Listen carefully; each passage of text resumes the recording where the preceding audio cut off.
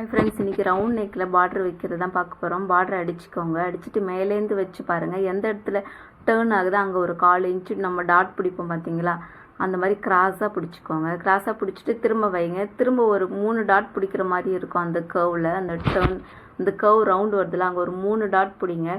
திரும்ப பார்த்தீங்கன்னா திரும்பவும் அந்த ரவுண்டில் வந்துட்டு தேவைப்படும். அதனால் இன்னொரு டாட் பிடிங்க. மொத்தமாக 3 டாட் பிடிச்சிட்டு சென்டரில் ஒரு மார்க் பண்ணிக்கோங்க. மார்க் பண்ணிவிட்டு அப்படியே பிடிச்சி இந்த பக்கம் ஆப்போசிட் இருக்குது பார்த்தீங்களா, அந்த ஆப்போசிட்டுக்கு இங்கே என்னென்ன டாட் பிடிச்சோமோ அதே மாதிரி இந்த ஆப்போசிட்லேயும் டேர்ன் ஆகிற இடத்துலலாம் ஒரு 1/4 இன்ச்சு வந்து டாட் பிடிச்சிடுங்க. டாட் பிடிச்சிட்டு அப்படியே அந்த இப்போ அந்த ஓரத்தில் லைட்டாக லூஸ் கொடுத்த மாதிரி, இழுத்த மாதிரி அடிக்காமல் லைட்டாக லூஸ் கொடுத்த மாதிரி அடித்து விட்டுருங்க. அடித்து விட்டுட்டு இப்போ திரும்ப ஆப்போசிட் இருக்குது பார்த்தீங்களா, இந்த ரவுண்ட்லேயே இதே மாதிரி அடிங்க. நார்மலாக ரவுண்டுக்கு ஃப்ளீட் வச்சு தைக்கிறதுக்கும் இந்த மாதிரி தைக்கிறதுக்கும் நிறைய வித்தியாசம் இருக்கும். பார்க்கும்போது ஒரு ஃபினிஷிங்காக நீட்டாக அழகாக இருக்கும். தேங்க்யூ. பிடிச்சிருந்து